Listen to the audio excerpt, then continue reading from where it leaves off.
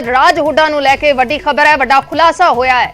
लगातार शूटर राज हुड्डा अपने टिकाणे बदल रहा सी। राज हुड्डा ने चंडीगढ़ दे विच भी पनाह लई सी। डेरा प्रेमी दे कतल तो बाद एक दिन चंडीगढ़ दे विच रुकिया सी राज हुड्डा। जैतों दे दो नौजवानां ने राज हुड्डा नूं चंडीगढ़ छड्डिया सी। रेड्स कार जिसदा इस्तेमाल रैकी करन दे लई भी होया सी, उस रेड्स कार दे विच राज हुड्डा नूं चंडीगढ़ छड्डिया सी ते हुड्डा दे नाल शूटर भुपिंदर ते मनप्रीत भी सी, पर दोवें चंडीगढ़ तो पहला ही किते उतर गए सी। अगले दिन राज हुड्डा चंडीगढ़ तो हिसार पहुंच गया ते हिसार तो ही जयपुर दे लई रवाना हो गया।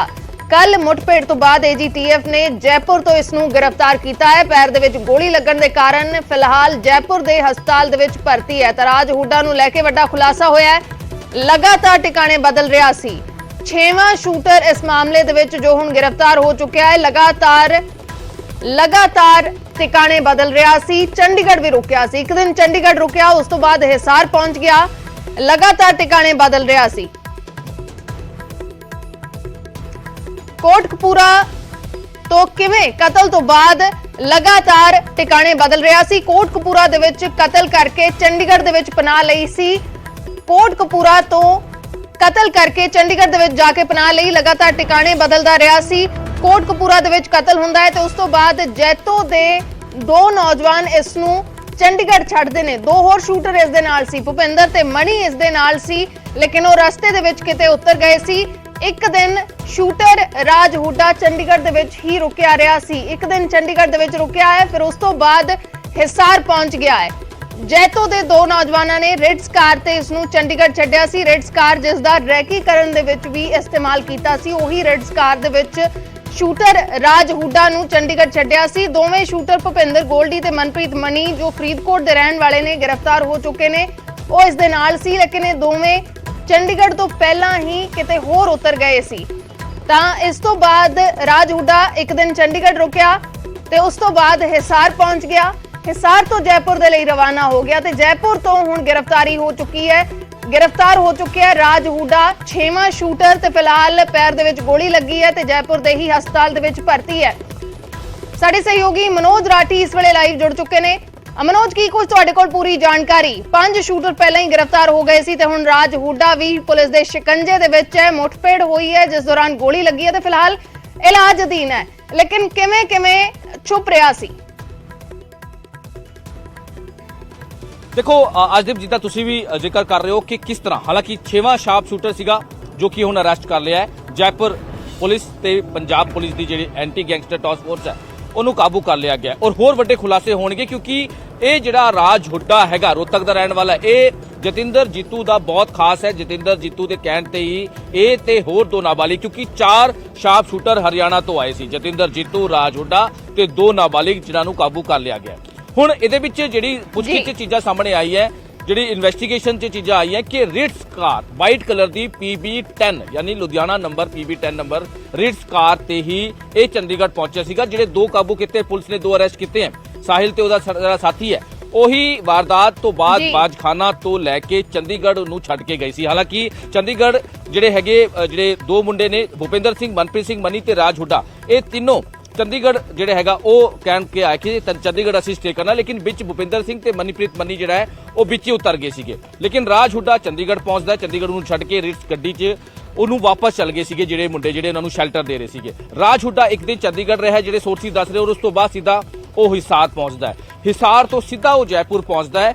ਇਹ ਦੱਸਿਆ ਜਾ ਰਿਹਾ ਕਿ ਕੱਲ ਜਦ ਕੱਲ ਸਾਰਾ ਜਿਹੜਾ ਅਰੈਸਟ ਹੋਇਆ, ਪੂਰਾ ਜਿਹੜਾ ਸੀਲ ਕੀਤਾ ਗਿਆ, ਆਪਰੇਸ਼ਨ ਕੀਤਾ ਗਿਆ, एक सामने आई है गल के 2 दिन पहला ही जयपुर पहुंचा सीगा, यानी कि 10 तारीख ਨੂੰ ਵਾਰਦਾਤ ਹੋਈ ਹੈ। ਬਿਲਕੁਲ ਮਨੋਜ ਤੁਸੀਂ ਜੁੜੇ ਰਹਿਣਾ, ਇੱਕ ਵਾਰ ਫਿਰ ਤੋਂ ਤੁਹਾਡਾ रुख करांगे। साडे सहयोगी जयपुर तो जुड़े हुए ने विष्णु शर्मा। विष्णु, क्या कुछ आपके पास जानकारी?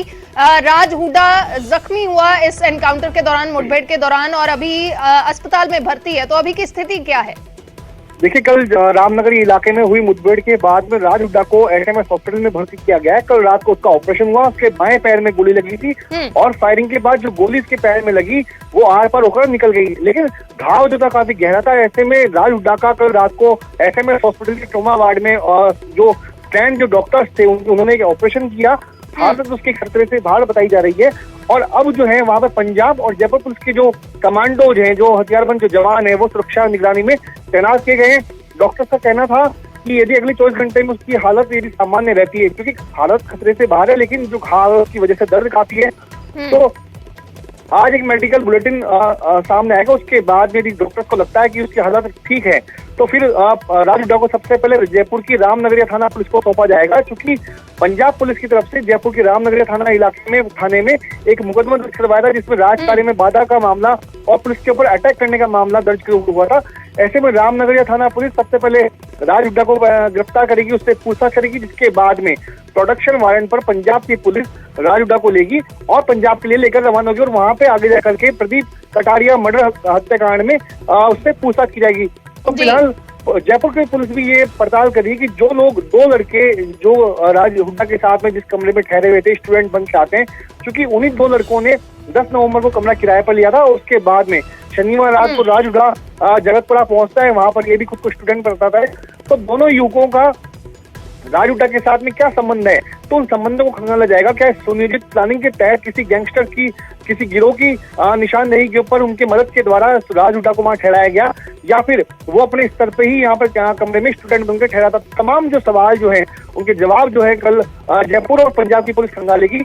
जी जी जी, शुक्रिया विष्णु पूरी जानकारी के लिए। जयपुर ਦੇ ਵਿੱਚ ਇਸ ਵੇਲੇ ਹਸਪਤਾਲ ਦੇ ਵਿੱਚ ਭਰਤੀ ਹੈ, ਆਪਰੇਸ਼ਨ ਹੋ ਚੁੱਕਿਆ ਹੈ। ਇਸ ਤੋਂ ਬਾਅਦ ਅਗਰ ਹਾਲਤ ਸਥਿਰ ਰਹਿੰਦੀ ਹੈ ਜਿਵੇਂ ਸਾਡੇ ਸਹਿਯੋਗੀ ਜਾਣਕਾਰੀ ਦੇ ਰਹੇ ਸੀ ਤਾਂ ਪਹਿਲਾਂ ਜੈਪੁਰ ਦੇ ਵਿੱਚ ਪੁਲਿਸ ਦੇ ਹਵਾਲੇ ਕੀਤਾ ਜਾਏਗਾ ਰਾਜ ਹੁੱਡਾ, ਕਿਉਂਕਿ ਜੈਪੁਰ ਦੇ ਵਿੱਚ ਮੁਕੱਦਮਾ ਦਰਜ ਹੋਇਆ ਹੈ। ਪਹਿਲਾਂ ਜੈਪੁਰ ਦੀ ਪੁਲਿਸ ਪੁੱਛਗਿੱਛ ਕਰੇਗੀ ਤੇ ਉਸ ਤੋਂ ਬਾਅਦ ਪੰਜਾਬ ਪੁਲਿਸ ਪ੍ਰੋਡਕਸ਼ਨ ਵਾਰੰਟ ਤੇ ਲਿਆਏਗੀ। ਮਨੋਜ ਰਾਠੀ ਸਾਡੇ ਸਹਿਯੋਗੀ ਲਗਾਤਾਰ ਜੁੜੇ ਹੋਏ ਨੇ। ਮਨੋਜ, ਇੱਕ ਵੱਡਾ ਜਿਹੜਾ ਕਨੈਕਸ਼ਨ ਹੈ ਜੋ ਸਿੱਧੂ ਮੂਸੇਵਾਲਾ ਕੇਸ ਦੀ ਗੱਲ ਕਰੀਏ ਤਾਂ ਇੰਟਰਸਟੇਟ ਜਿਹੜੇ ਗੈਂਗਸ ਕਿਸ ਤਰੀਕੇ ਨਾਲ ਕੰਮ ਕਰਦੇ ਨੇ ਉਹੀ ਚੀਜ਼ਾਂ ਇਸ ਦੇ ਵਿੱਚ ਵੀ ਨਜ਼ਰ ਆ ਰਹੀਆਂ ਨੇ, ਕਿਉਂਕਿ ਜੈਪੁਰ ਪੁਲਿਸ ਇਹ ਵੀ ਖੰਗਾਲ ਰਹੀ ਹੈ ਕਿ ਇਸ ਨੂੰ ਠਹਿਰਾਇਆ ਕਿਵੇਂ ਗਿਆ ਸੀ, ਕਿਸ ਨੇ ਪਨਾਹ ਦਿੱਤੀ ਸੀ, ਕਿਸ ਤਰੀਕੇ ਦੇ ਨਾਲ ਇਹ ਜਿਹੜੇ ਗਿਰੋਹ ਨੇ, ਗੈਂਗ ਨੇ ਕੰਮ ਕਰ ਰਹੇ ਨੇ।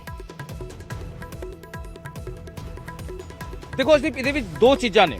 ਜਿੱਦਾਂ ਤੁਸੀਂ ਜ਼ਿਕਰ ਕੀਤਾ ਕਿ ਸਿੱਧੂ ਮੂਸੇਵਾਲੇ ਦਾ ਜਦ ਮਰਡਰ ਹੋਇਆ ਉਸ ਵੇਲੇ ਵੀ ਸੇਮ ਮੋਡਸ ਆਪਰੈਂਡੀ ਜਿਹੜੀ ਹੈ ਉਹ ਕੀਤੀ ਗਈ ਸੀ। ਤੁਸੀਂ ਵੇਖੋ ਉਸ ਵੇਲੇ ਵੀ ਹਰਿਆਣਾ ਦੇ ਸ਼ੂਟਰ ਪਹੁੰਚੇ ਸੀ, ਪ੍ਰੇਵਿਤ ਫੌਜੀ, ਅੰਕਿਤ ਸਿਰਸਾ, ਮੋਨੂ ਡਾਗਰ, ਇਹ ਸਾਰਿਆਂ ਨੇ ਇੱਕ ਪੂਰੀ ਜਿਹੜੀ ਹੈਗੀ ਰਣਨੀਤੀ ਤਿਆਰ ਕੀਤੀ ਸੀ, ਪਲੈਨਿੰਗ ਕੀਤੀ ਸੀ ਔਰ ਉਸ ਤੋਂ ਬਾਅਦ ਵਾਰਦਾਤ ਨੂੰ ਅੰਜਾਮ ਦਿੱਤਾ। ਸਿੱਧੂ ਮੂਸੇਵਾਲੇ ਦਾ ਮਰਡਰ ਕੀਤਾ ਸੀਗਾ।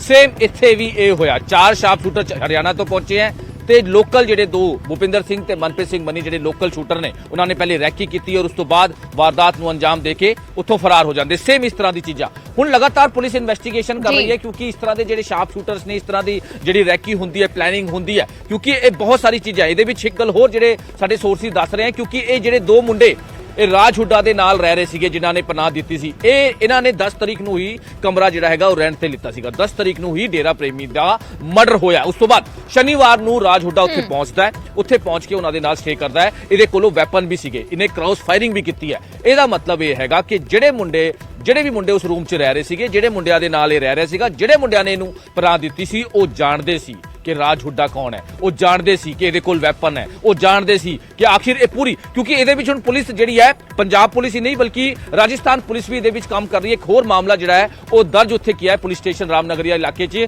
ਕਿ ਆਖਿਰ ਇਹ ਜਿਹੜੇ ਗੈਂਗਸਟਰ ਨੇ, ਕਿਉਂਕਿ ਅਸੀਂ ਪਹਿਲਾਂ ਵੀ ਜ਼ਿਕਰ ਕੀਤਾ ਸੀਗਾ ਅਰਸ਼ਦੀਪ, ਤੁਹਾਨੂੰ ਯਾਦ ਹੋਣਾ ਕਿ ਇਹਨਾਂ ਦਾ ਬਹੁਤ ਵੱਡਾ ਨੈਕਸਸ ਜਿਹੜਾ ਹੈ ਰਾਜਸਥਾਨ 'ਚ ਚੱਲ ਰਿਹਾ ਹੈ। ਰਾਜਸਥਾਨ ਦੇ ਹਨੂਮਾਨਗੜ੍ਹ ਹੋ ਗਿਆ ਜਾਂ ਹੋਰ ਜਿਹੜੇ ਛੋਟੇ ਏਰੀਆ ਹੈ, ਉੱਥੇ ਲਾਰੈਂਸ ਬਿਸ਼ਨੋਈ, ਗੋਲਡੀ ਬਰਾੜ ਦੇ ਜਿਹੜੇ ਗੁਰਗੇ ਉਹਨਾਂ ਦਾ ਜਿਹੜਾ ਨੈਕਸਸ ਹੈ ਉਹ ਬਹੁਤ ਵੱਡਾ ਨੈਕਸਸ ਚੱਲ ਰਿਹਾ ਹੈ। ਬਲਕੌਰ ਸਿੰਘ, ਸਿੱਧੂ ਮੂਸੇਵਾਲੇ ਦੇ ਫਾਦਰ ਸਾਹਿਬ ਨੂੰ ਜਿਹੜੀ ਧਮਕੀ ਭਰੀ ਮੇਲ ਆਈ ਸੀ ਉਹ ਰਾਜਸਥਾਨ ਤੋਂ ਹੀ ਆਈ ਸੀ, ਉੱਥੋਂ ਵੀ ਗ੍ਰਿਫਤਾਰੀ ਹੋਈ ਸੀ। ਪੰਜਾਬ ਪੁਲਿਸ ਨੇ ਗ੍ਰਿਫਤਾਰ ਕੀਤਾ ਸੀ ਰਾਜਸਥਾਨ ਤੋਂ ਲਾਰੈਂਸ ਬਿਸ਼ਨੋਈ ਦਾ ਗੁਰਗਾ। ਰਾਜਸਥਾਨ ਜਿਹੜਾ ਹੈਗਾ ਇਹ ਜੈਪੁਰ ਦਾ ਜਿਹੜਾ ਏਰੀਆ ਰਾਮਗੜ੍ਹੀਆ ਇਲਾਕਾ, ਇਹ ਅਲੱਗ-ਅਲੱਗ ਸ਼ੂਟਰ ਗ੍ਰਿਫਤਾਰ ਹੋ ਚੁੱਕੇ ਨੇ ਦੋਨਾਂ ਹੀ ਕੇਸਾਂ ਦੀ ਜਦੋਂ ਅਸੀਂ ਗੱਲ ਕਰਦੇ ਹਾਂ, ਲੇਕਿਨ ਕਿਸ ਤਰੀਕੇ ਦੇ ਨਾਲ ਇਹ ਇੱਕ ਦੂਸਰੇ ਸਟੇਟ ਦੇ ਵਿੱਚ ਇਹ ਸਭ ਕੁਝ ਕਿਸ ਤਰੀਕੇ ਨਾਲ ਚੱਲ ਰਿਹਾ ਹੈ, ਗੈਂਗ ਕਿਵੇਂ ਕੰਮ ਕਰ ਰਹੇ ਨੇ, ਉਹ ਉਸ ਨੂੰ ਲੈ ਕੇ ਜ਼ਰੂਰ ਵੱਡੇ ਸਵਾਲ ਖੜੇ ਹੁੰਦੇ ਨੇ ਤੇ ਕਿਵੇਂ ਇਸ ਸਭ ਨੂੰ ਰੋਕਿਆ ਜਾਏਗਾ। ਫਿਲਹਾਲ ਦੇ ਲਈ ਸ਼ੁਕਰੀਆ ਮਨੋਜ ਪੂਰੀ ਜਾਣਕਾਰੀ ਦੇ ਲਈ।